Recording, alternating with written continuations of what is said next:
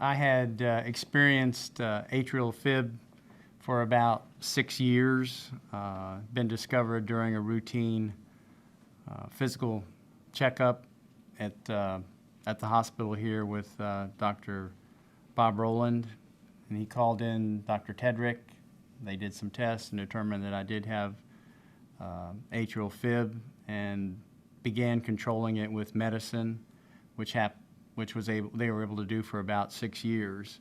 Then the medicine started to lose its effectiveness, and I started to have more frequent episodes of atrial fib, at which time Dr. Tedrick recommended that I look into the ablation procedure, which would effectively cure the atrial fib condition for the rest of my life, and I would be able to come off the medicines that I was taking at the time.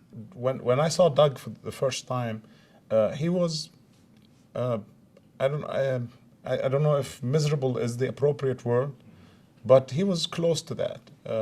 He's been very active most of his life. He enjoys doing a lot of activities, fishing and working out and lifting weights, etc. He was a very active man, very healthy other than he has atrial fibrillation.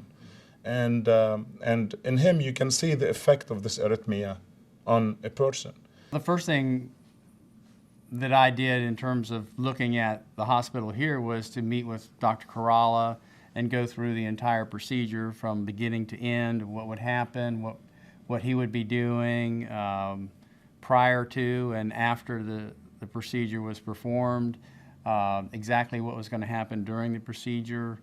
And then he did his due diligence. He checked out other places, which I encourage everybody to do that. And then they decided to come in for his ablation. And we did an ablation, and it worked for a while, but then he developed some more arrhythmias afterwards, and we had to do a second ablation. And after the second ablation, he's done great. He's back to being the person he was before AFib. Everything has gone beyond my expectations. The whole procedure was done in such a way that my family was involved. The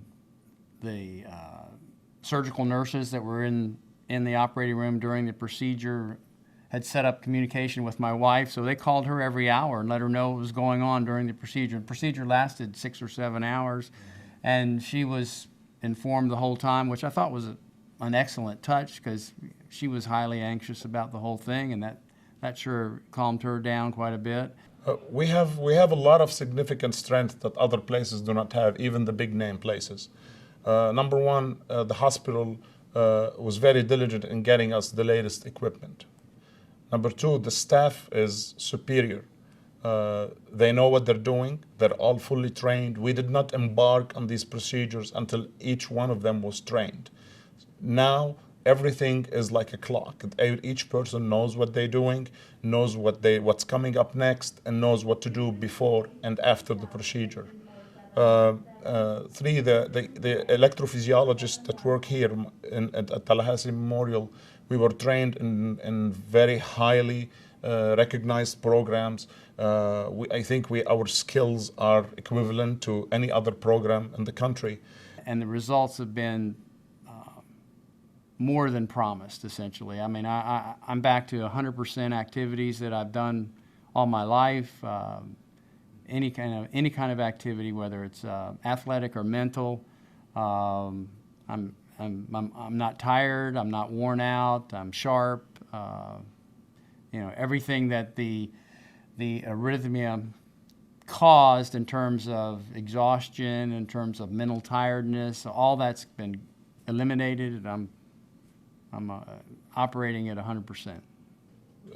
At TMH, we have the latest expertise and technology, where we can bring somebody like Doug, who is a very active person, healthy, young, but who has a condition that can be debilitating, perform a procedure on him, and then give him back his life.